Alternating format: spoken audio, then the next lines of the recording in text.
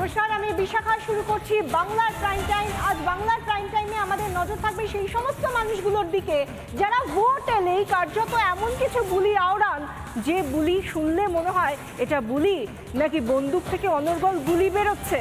সেই দিকে আমরা নজর রাখবো আগামী ৮ ঘন্টায়। আর বিশাখার সঙ্গে আজকে রয়েছে আমি সৃজিতা। বাংলায় প্রাইম টাইমে আপনাদের সঙ্গে আর যেমনটা বিশাখা জানাচ্ছিল যে ভোট আসছে, আমরা বিধানসভা ভোট দেখেছি, আমরা পঞ্চায়েত ভোট দেখেছি, আমরা এবার লোকসভা ভোট দেখব। আর তার আগে যেরকম বলি আওড়ানো হচ্ছে, যা হুমকি দেওয়া হচ্ছে, তাতে বোধহয় সহজে অনুমেয় যে এরপর ভোট ঘোষণা হলে কি হবে। যাই হোক, বিস্তারিত আপনাদেরকে জানাবো। তার আগে বিশাখার সঙ্গে দেখুন আরেকটু কিছু খবর। ঠিক তাই, এবং আমরা আজকে ৮ ঘন্টা ধরে যে যে বিষয়গুলো আসবো তার একটা একেবারে নির্যাস যদি আমরা বলি, প্রথমেই বলতে হয় যে আমি আপনি আমাদের মতো আম জনতা যখন মুখ খুলি তখন কি আসে? তখন কারুর গুলি ফোটে, কারুর হাসি ফোটে।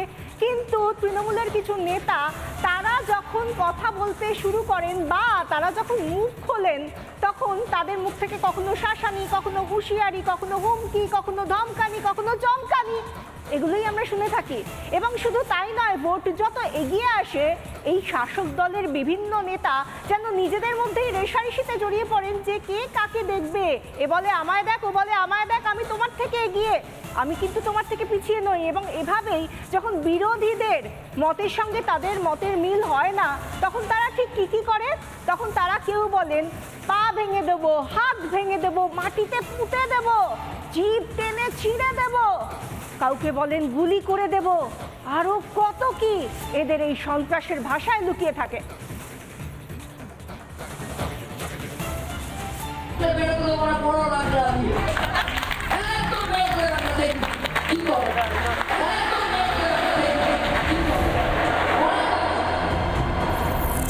তৃণমূল কংগ্রেস কর্মীরা তোমাদের ওই দাঁত হাত পা ভেঙে চুরমার করে দিবে, জিনে হারাম করে দেবো। এটা আমি দায়িত্ব দিয়ে আগে করে বলে রাখছি। এক্সপায়ারি ডেট আমি দেখতে পাচ্ছি।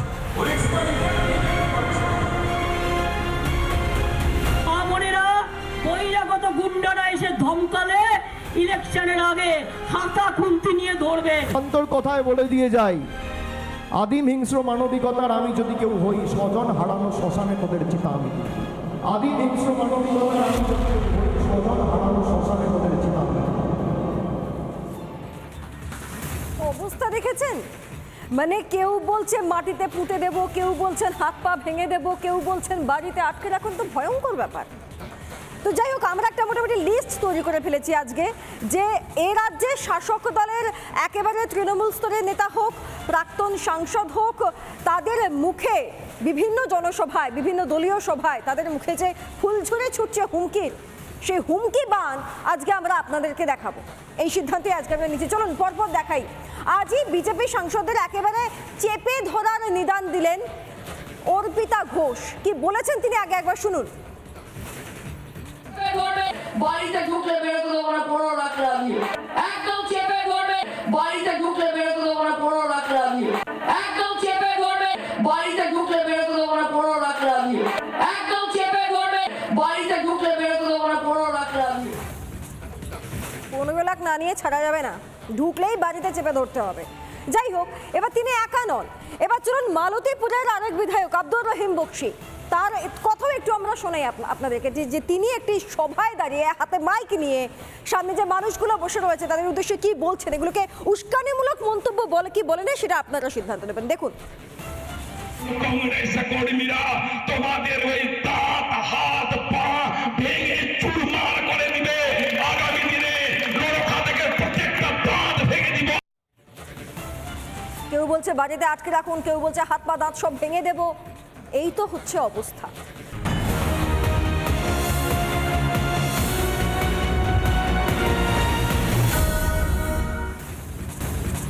তৃণমূল কংগ্রেস নামটার সঙ্গেই যেন একেবারে হুমকি শাসানি একসঙ্গে আসে, যেন একটা প্যাকেজ পুরো।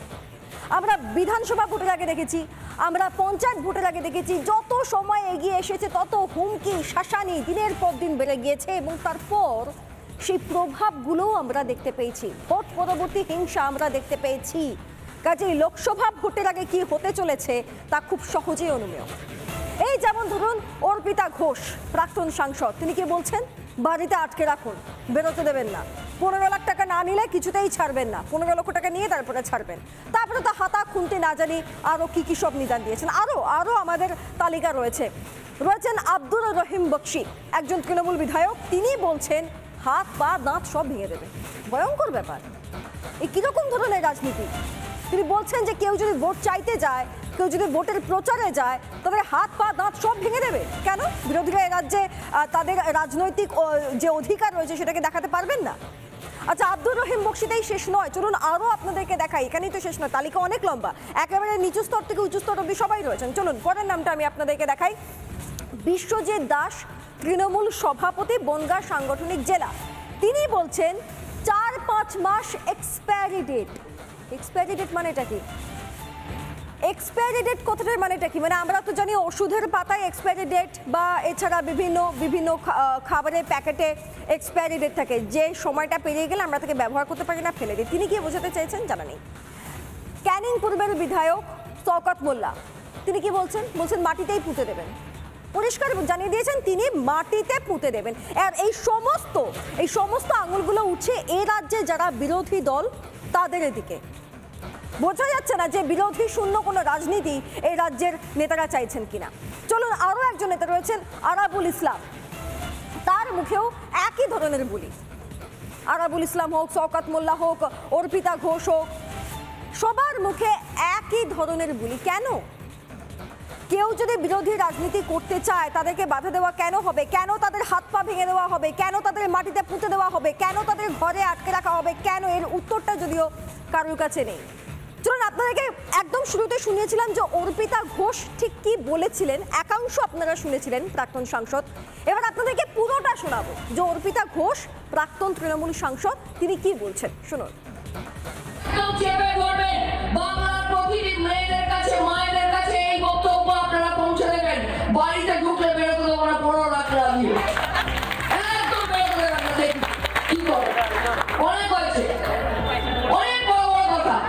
5টা পয়সা কোন সুবিধা মেয়েদের দিয়েছে, কোন সুবিধা মানুষকে দিয়েছে?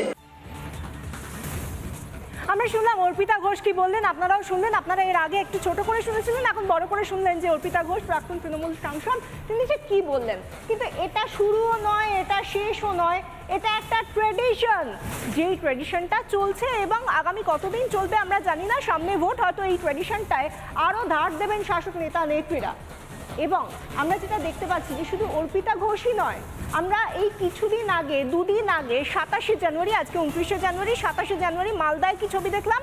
মালদায় তৃণমূলের বিধায়ক আব্দুর রহিম বক্সি, তিনি কি বললেন? তিনি একেবারে দলীয় কর্মসূচি থেকে দলীয় সমর্থক এবং কর্মীদের উদ্দেশ্যে বার্তা দিলেন, কার্যত নিদান দিলেন যে বিরোধীদের হাত পা দাঁত ভেঙে দিতে হবে। কি বললেন আব্দুর রহিম বক্সি, একটু শুনুন। রাখো বিজেপি বন্ধ, নরখাদকের দল, মানুষ হত্যাকারীর দল, তৃণমূল কংগ্রেস কর্মীরা তোমাদের ওই দাঁত হাত পা ভেঙে চুরমার করে দিবে। আগামী দিনে নরখাদকের প্রত্যেকটা দাঁত ভেঙে দিব আমরা, এবং গরিব মানুষের সাথে লড়াই হবে মমতা ব্যানার্জির নেতৃত্বে। এবার আমরা আসি বনগাঁর দিকে। বনগাঁয় কিছুদিন আগে, এই মাত্র 7 দিন আগে আমরা যেটা শুনলাম, বিশ্বজিৎ দাস, তৃণমূল নেতা, তিনি কার্যত এক্সপায়ারি ডেট ঘোষণা করে দিলেন। কার না? বনগাঁর বিজেপি নেতা দেবদাস মণ্ডলের। তিনি বললেন আর মাত্র কয়েক মাস রয়েছেন, তারপরেই তো এক্সপায়ারি ডেট। খুল্লা এই কথাটা বলছেন, এবং সেই কথাটা বলার সময় তার এতটুকু ভাবতে হলো না যে একটা প্রকাশ্য জনসভায় তিনি কি এই কথাটা বলতে পারেন। এই বিষয়টা কি করে তিনি বললেন সেই নিয়েই প্রশ্ন উঠছে। কিন্তু তার আগে, প্রশ্ন ওঠার আগে আরও একবার ঝালিয়ে নিন বিশ্বজিৎ দাস, তৃণমূল নেতা, তিনি কি বললেন, শুনুন। আজকে এই পাতার মোড়ে দাঁড়িয়ে বলছি, আপনারা জেনে রাখুন, আগামী 4 থেকে 5 মাসের মধ্যে ওর এক্সপায়ারি ডেট শেষ হয়ে যাবে। এরপরে বনগাঁতে আর দেখতে পাবেন। দেখুন, উদাহরণ আরও আছে, একটা দুটোই নয়। বিশাখা আপনাদের একাধিক বক্তব্য শোনালো তাদের। আপনারা খুব বেশি দূর পিছোতে হবে না, এই 14ই জানুয়ারিতে চলে যান। ক্যানিং পূর্বের বিধায়ক শওকত মোল্লা, তিনি ভাঙড়ে বোদরা অঞ্চলে ছিলেন, বক্তৃতা দিচ্ছিলেন, তার বক্তব্য রাখছিলেন। সেখানে তিনি বলছেন আমি জিনা হারাম করে দেবো বিরোধীদের। কি বলেছেন শুনুন। হয়তো খুন হতে গিয়ে হয়তো হয়নি, তাদের যে দৃষ্টান্তমূলক শাস্তি যদি প্রশাসন না করে, ওদের শাস্তি কিন্তু এখানকার জনগণের দ্বারা পেতে হবে। এটা যেন মাথায় থাকে ওদের। ওদের বাঁচাতে কেউ পারবে না, এটুকু বাঁচাতে পারে এই নয়, মুদ্রার মাটিতে বাস করা ওদের জিনে হারাম করে দেবো, এটা আমি দায়িত্ব নিয়ে আগে বলে যাচ্ছি। আমরা শুনলাম ক্যানিং পূর্বের তৃণমূল বিধায়ক শওকত মোল্লা, তিনি কি বললেন। কিন্তু শওকত মোল্লা যেখানে বলবেন সেখানে আরাবুল ইসলাম একেবারে চুপ করে থাকবেন, এটাও তো হতে পারে না। কারণ এই যে বললাম ট্রেডিশনের কথা, একজন আরেকজনকে টপকে যাবেই, তবেই না শাসক দলের তারা নেতা, তবেই না নিজেদের প্রমাণ করতে পারবেন। আর সেই জায়গা থেকে এবার আরাবুল ইসলাম মঞ্চে অবতরণ হলেন। তিনি কি বলছেন? তিনি বলছেন নওশাদকে মাটিতে পুঁতে দেবো। কোথায় বলছেন? ভাঙড়ে। কাদের সামনে বলছেন? সাধারণ মানুষের সামনে, প্রকাশ্যে জনসভায়। কি বলছেন আরাবুল, শুনুন। চ্যালেঞ্জ করে বলছি, ভাঙড় থেকে আমরা ভাঙড় বিধানসভায় আমরা 60 থেকে 70,000 ভোটের ব্যবধানে আমার এই নওশাদকে ভাঙড়ের মাটিতে পুঁতে দিয়ে আবার প্রমাণ করবে। এখন আপনাদের মনে হতেই পারে যে তৃণমূল কংগ্রেস এই দলটির বিধায়ক থেকে শুরু করে, সাংসদ থেকে শুরু করে, দলীয় সংগঠনের একজন নেতা থেকে শুরু করে, তারা এই রকম ধরনের বক্তব্য কি করে রাখতে পারেন সর্বসমক্ষে, কিভাবে বলতে পারেন, কিভাবে উস্কানি দিতে পারেন? আরে এত ঘাবড়ালে চলবে না, কারণ এই দলটারই সর্বোচ্চ পদের এক নেতা অভিষেক বন্দ্যোপাধ্যায়, তিনিও তো যখন এসএসকেএমে এক পুলিশ আধিকারিককে দেখতে গিয়েছিলেন তখন তিনিও গুলি করার নিদান দিয়েছিলেন। শুনুন। ওকে বললাম যে আমি আপনাকে স্যালুট জানাই যে আপনি কিছু করেননি। আপনার জায়গায় যদি আমি থাকতাম আর আমার সামনে যদি পুলিশের গাড়িতে আগুন জ্বলতো বা এইভাবে পুলিশের উপর আক্রমণ হতো, আমি এখানে শ্যুট করতাম মাথার উপরে। আপনি যে সংযম, ধৈর্য এবং সহনশীলতার পরিচয় দিয়েছেন, আমি কুর্নিশ জানাই আপনাদের মতো অফিসারকে। যেখানে দলের সেকেন্ড ইন কমান্ড তিনি বলছেন যে কোথায় গুলি করতে হবে সেই পজিশনটাও দেখিয়ে দিচ্ছেন, সেই জায়গা থেকে এবার বাকি থাকছেন না দলের যারা মন্ত্রিসভার সদস্য, তাদের মধ্যেও কেউ কেউ। আসি এবার আমরা পরিষদীয় মন্ত্রী শোভনদেব চট্টোপাধ্যায়ের কথায়। কিছুদিন আগে সন্দেশখালী কাণ্ড, এবং সন্দেশখালী কাণ্ড নিয়ে শেখ শাহজাহান কোথায় তার টিকিটই এখনো পর্যন্ত পাওয়া যায়নি, কিন্তু তাকে খুঁজে বার করার বিষয়টি একেবারে পাশে সরিয়ে রেখে কেন ইডি আধিকারিকরা গিয়েছিলেন, কেন ইডি আধিকারিকরা তদন্তে গিয়েছিলেন, তাতেই উষ্মা প্রকাশ করে কার্যত যেভাবে বলেছিলেন শোভনদেব চট্টোপাধ্যায় যে এটা তো শুধু শুরু, এরপর নাকি যত বিস্ফোরণ হবে, যেখানে যেখানে ইডি আধিকারিকরা, সিবিআই আধিকারিকরা তদন্তের জন্য যাবেন সেখানে সেখানে এই ধরনের কাজই হবে, অর্থাৎ সন্দেশখালী কাণ্ডের পুনরাবৃত্তি হবে। কার্যত কোনো কথা না বলে বা কিছু কথা আড়ালে রেখেও এই কথাই ইঙ্গিত দিয়েছিলেন, এই কথাটি ইঙ্গিত দিয়েছিলেন শোভনদেব চট্টোপাধ্যায়। সেটাকে সরাসরি শাসানি, হুমকি যদি নাও বলেন, প্ররোচনা। সাধারণ মানুষের কাছে যখন এই কথাগুলো পৌঁছচ্ছে তখন তাকে উস্কানি, এটা অবশ্যই বলা যায়। আর একবার শুনে নিন কি বলেছিলেন শোভনদেব চট্টোপাধ্যায়, রাজ্যের পরিষদীয় মন্ত্রী। আরে ভাই, এই তো জনবিস্ফোরণ হবে এরপরেতে। এখন তো সব একটা জায়গায় হয়েছে, এরপরে সারা বাংলা জুড়ে জনবিস্ফোরণ হবে, এবং ভারতবর্ষে যেখানে যেখানে বিজেপি সরকার নেই সেখানে ইডি যাচ্ছে, আর সব যুধিষ্ঠিরের ছেলে পুলে। আসামে হেমন্ত বিশ্ব শর্মা যুধিষ্ঠিরের ছেলে, যেখানে যেখানে বিজেপি সরকার আছে সেখানে ইডি সিবিআই দুর্নীতি দেখতে পাচ্ছে না। এই জনবিস্ফোরণ ভারতবর্ষে হবে। ওদের ইডি আছে, আমাদের তৃণমূল যুব কংগ্রেস আছে। শুনলেন তো? আসলে কি বলুন তো, ইতিহাস বিস্মৃত হওয়া আমাদের একটা বদ অভ্যাস।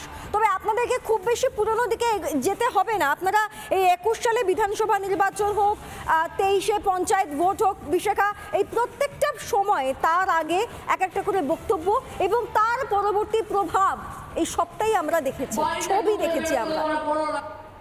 তাহলে তুমিই বলো যে এরপর আগামীতে যে লোকসভা নির্বাচনটা আছে সেখানে কি হতে পারে? এবং আরেকটা বিষয় আমরা যেটা বলে শুরু করেছিলাম সৃজিতা, নিশ্চয়ই তুমিও আমার সঙ্গে একমত হবে, যে আমরা যতবার দেখি ভোট যত এগিয়ে আসুক, সেটা পঞ্চায়েত ভোট হতে পারে বা আসন্ন লোকসভা নির্বাচন হতে পারে, সব ক্ষেত্রেই আমরা দেখি যত সময় এগোয় ততই এই শাসানির বা সন্ত্রাসের, ভাষা সন্ত্রাসের রাজনীতি যেন আরও বাড়তে থাকে। যেটা বলছিলাম যে এ বলে আমায় দেখ, ও বলে আমায় দেখ, এই যে কথার মধ্যে দিয়ে যে উস্কানি বা এতগুলো মানুষকে যেখানে বলা হচ্ছে যে আপনারা এটা করুন, এটা করুন, নিদান দেওয়া হচ্ছে এবং রক্তের হোলি খেলার নিদান দেওয়া হচ্ছে, কার্যত, এবং সেগুলো নিয়ে দলের তরফ থেকে কোনো রকমভাবে কোনো বার্তা কি দেওয়া হয় সর্বোচ্চ নেতৃত্বের তরফ থেকে আমি তো কখনো শুনিনি, বা আমার মনে হয় না যে কোনো বিষয় নিয়ে কেন এই কথাটা বলা হলো সর্বসম্মুখে সেটাকে নিয়ে সংশোধন করতে হবে, এরকম কোনো বার্তাও দলের কারুর তরফ থেকে কাউকে দেওয়া হয় বলে আমরা তো শুনিনি। বরং উল্টোটাই দেখতে পাই যে সেই ট্রেডিশন সমানে চলেছে এবং আগামীতেও হয়তো চলবে, কিন্তু আমরা আশাবাদী